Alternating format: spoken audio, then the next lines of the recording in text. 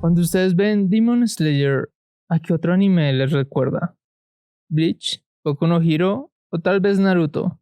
Es lo que más he escuchado. Pero a mí, al que más me recuerda, es a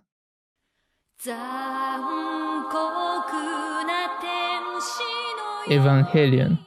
Y sí, a primera vista dirán que difícilmente uno se parece al otro, que no tienen nada en común.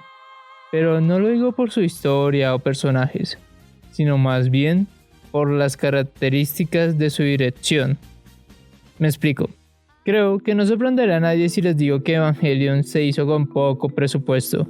Por eso de su final tan extraño y el uso de unos planos tan fijos, donde no se mueve absolutamente nada, y solo el audio es lo que mueve la escena. La razón de esto fue una decisión de dirección. Se buscó concentrar la animación en las partes donde no debía fallar el movimiento, es decir, en las escenas de acción, que son sumamente fluidas y bien animadas, mientras que las partes más íntimas de Evangelion suelen ser las más quietas también. Demon Slayer hace lo mismo, pero con otros trucos. Lógicamente, aquí no hay escenas fijas, largas y sin movimiento, pero lo que sí hay es un uso casi abusivo del 3D, por una razón simple, y es que en esta animación trabajan más animadores 3D que animadores 2D. Pero eso no nos debería sorprender. Al fin y al cabo, es Ufotable quien realiza esta adaptación. En este estudio de animación son reconocidos por 3 cosas en Japón. Primero, porque la mayoría de los animes que han realizado provienen de videojuegos, como son sus trabajos en la saga Fate o Tail. Segundo, tienen posiblemente el mejor departamento de animación de efectos especiales y 3D de todo Japón, hasta el punto que su departamento de 3D llamado Digital Team realiza campamentos de animadores para enseñarles sus técnicas de combinación de animación 3D y 2D a otros estudios, cuyo caso más famoso son las partes de Attack of Titan, cuando los personajes se mueven entre la ciudad con sus ganchos. Estas partes fueron realizadas en colaboración con Ufotable y a petición de WIT Studio. Tercero, y posiblemente su dato más sorprendente, es que tiene una de las cadenas de restaurantes más exitosas de Japón, llamadas Ufotable Coffee, que vinculan con las temáticas de los animes que realizan. Y no estoy bromeando. Volviendo al tema, a Demon Slayer no le hizo falta ni tiempo ni presupuesto para su realización. Con casi un año de preproducción, desde el anuncio de la realización de su anime en junio del 2018, o que 3 compañías tan fuertes como son Aniplex, Shueisha y Ufotable sean las que paguen su producción. Y por eso mismo, me es raro ver que repitan animaciones entre capítulos, o que malgasten 40 segundos de animación en la sección de rumores al final. Incluso que usen 8 catchers para la transición de comerciales, ahorrando otros 10 segundos de animación, y llegar hasta el punto de decirles que su opening ending está compuesto mayormente por imágenes estáticas que por una animación fluida. Quizás ninguno de ustedes se haya percatado de estas cosas que estoy diciendo, y eso está genial, porque demuestra la buena dirección que tiene este anime para esconder estas falencias. A Demon Slayer como a Evangelion les gusta enfocar su animación a las mejores escenas de los capítulos, así sea que eso signifique ahorrar de forma discreta animación en otros apartados como anteriormente mencioné. Pero como dije, Demon Slayer no solo corta sus capítulos a menos de 20 minutos de animación en vez de los 22 reglamentarios en otros animes, sino que también utiliza de forma reiterada el 3D, tanto como lo necesite.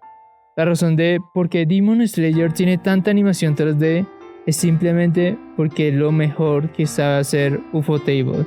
Es su especialidad y la parte de su estudio donde más personal tienen. Cosa rara, ya que en la mayoría de los estudios de animación japoneses esta situación suele ser al contrario.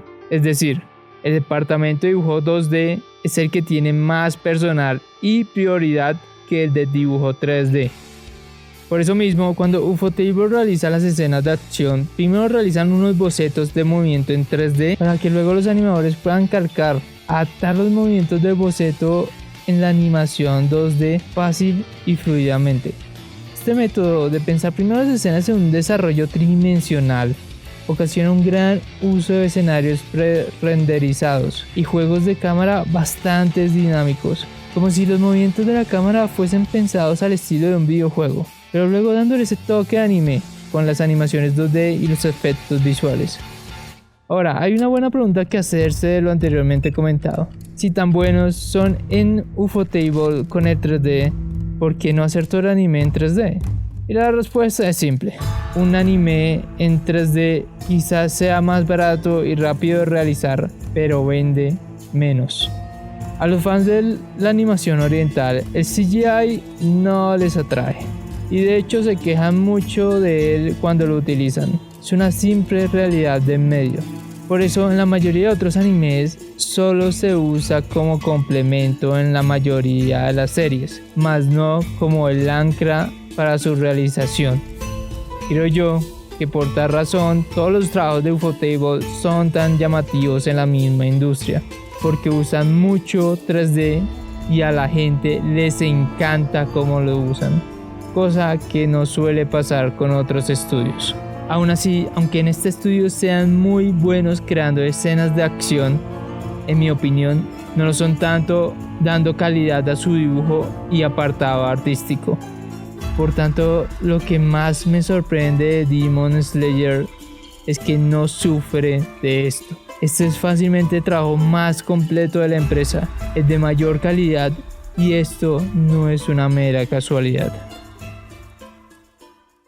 Ufotable es posiblemente el estudio de animación en Japón que más ha crecido en la última década, que ha abierto incluso otro estudio de animación, cadenas de restaurantes y hasta un cine donde proyectan muchos de sus trabajos a sus fans. La saga de Fate solo les ha traído beneficios millonarios al estudio. Por tanto, ellos pensaron que ya era hora de que se comportaran como los otros grandes estudios en Japón, produciendo su propio shonen de Shueisha del cual lucrase. En Ufotable y Aniplex es obvio que querían imitar el éxito que obtuvo Boku no Hero Academia en el mundo. Buscaban crear su propio gran shonen siguiendo la misma fórmula de esta otra obra, teniendo un año completo de preproducción para solo 24 capítulos, cerrando tratos de transmisión internacional en muchas plataformas online y hasta confirmar un doblaje al inglés incluso antes de que terminase la temporada. Tampoco nos olvidemos de la película recopilatoria de la primera temporada, que también ya está confirmada que tendrá. Lo que quiero decir es que esta adaptación no se hizo para que fracasara. Se realizó el mayor esfuerzo por la casa productora para que Demon Slayer se convirtiera en el siguiente gran shonen del cual la gente hable. Por eso intentaron mitigar lo mejor posible las falencias de este estudio, concentrándose de forma extraordinaria en crear un diseño de personajes y apartado artístico muy notable. Lo digo lógicamente por esos trazos que lucen como pinceles en los grosores de las líneas de los personajes, que no son propias del manga, o con esa reminiscencia que hacen al arte japonés del siglo XVII, llamado ukiyo-e, con los efectos del agua de la espada del protagonista y otros cazadores, además de ese estilo tan resaltante que tienen los kimonos o gabardinas de los personajes. Creo que si han visto mis videos podrán haber notado que hay una razón en específico por la cual decido de qué anime quiero hablar en cada temporada: la calidad de su animación y dirección artística. Me fascina hablar de animes que tengan una producción sobresaliente, que sean tan destacables, tan bellos, que las personas se pregunten ¿cómo lo hicieron? ¿Cuál es la razón de que sean tan buenos? Y yo poder darles una respuesta. Esa es una de las razones de por qué me encanta Kimetsu no Yaiba. A mí y seguramente a muchos de ustedes, porque tiene uno de los diseños de personajes más únicos que he visto en años, porque su banda sonora es algo increíblemente única que solo he escuchado desde Ghost in the Shell, y su diseño sonoro seguramente sea el mejor del año. Dios, es que en serio, solo vean esta escena y díganme que no sienten el tajo de la espada perfectamente o el sonido de un arma real al desvainar.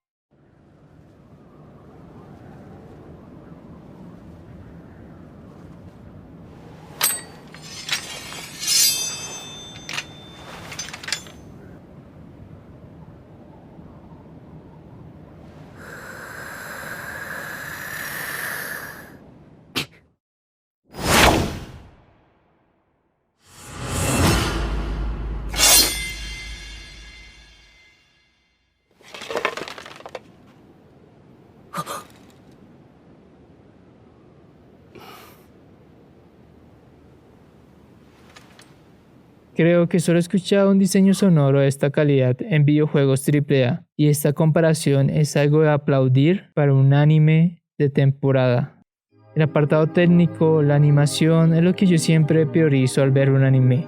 Por eso, para mí, que una obra tenga una historia simple y bastante lineal como es Demon Slayer, no me importa. Yo no empecé a ver este shonen con la idea de que me sorprendieran en su apartado narrativo, sino en el estético, y efectivamente es aquí donde está su encanto y su mayor fortaleza. Yo soy de esos a los que les gustan las historias simples y bobas, porque así sé que debo apagar mi sentido de la lógica cuando las veo, simplemente dejarme llevar por el ritmo de la caricatura, porque cuando las tramas son más complejas es cuando más se les debe poner atención, y cuando más defectos es fácil sacar a la luz si están mal hechas.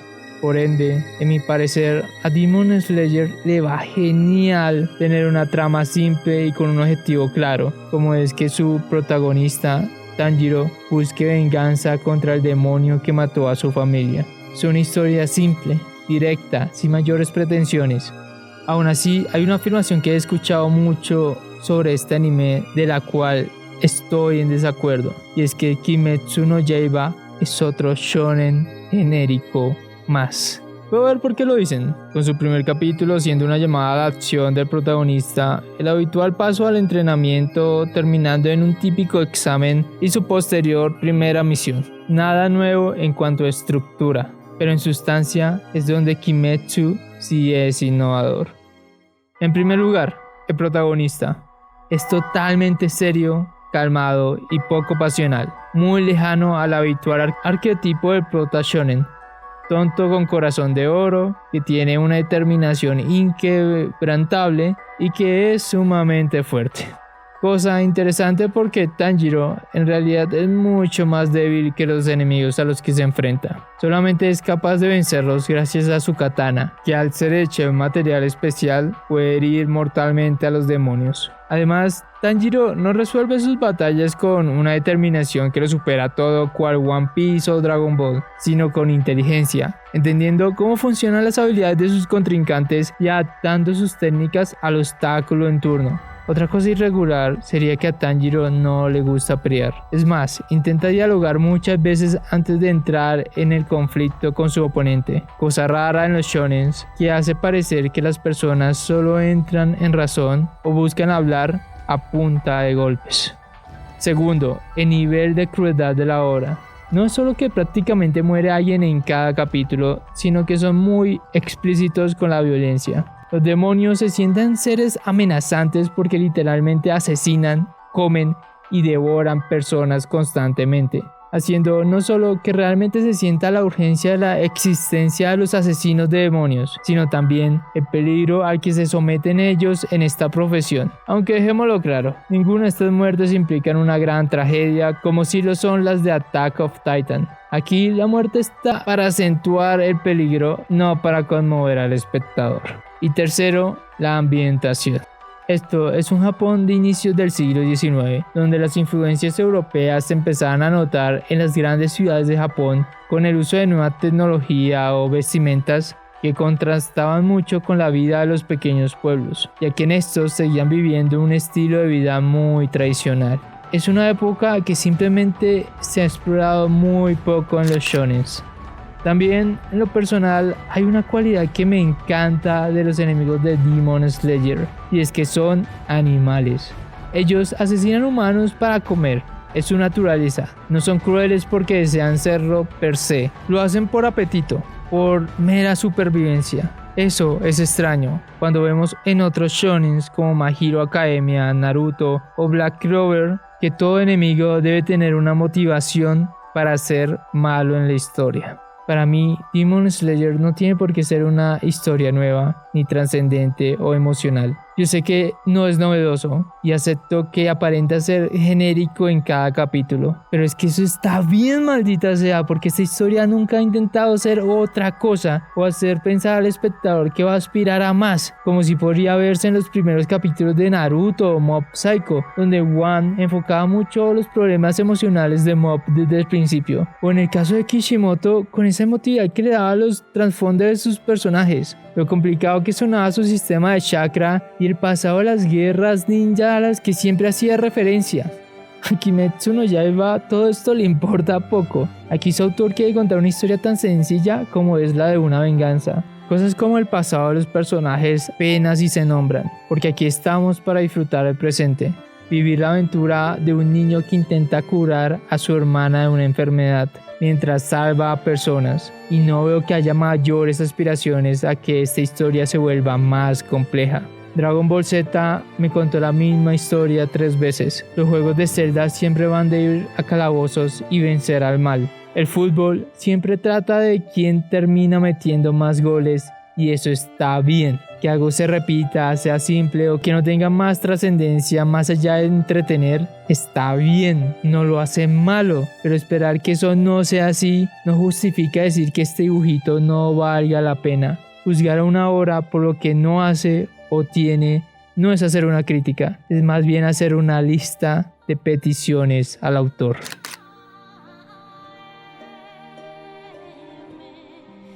Claro que Demon Slayer no es perfecto, pero no he venido aquí a hablar de efectos que me parecen insignificantes en la conclusión final. Lo único que me importa son las sensaciones que me han impulsado a hacer este video. La hermosa combinación de música electrónica y música tradicional japonesa creada, el llanto humilde de la empatía del protagonista, el honesto esfuerzo de un niño que intenta salvar a su hermana, el encanto de Demon Slayer.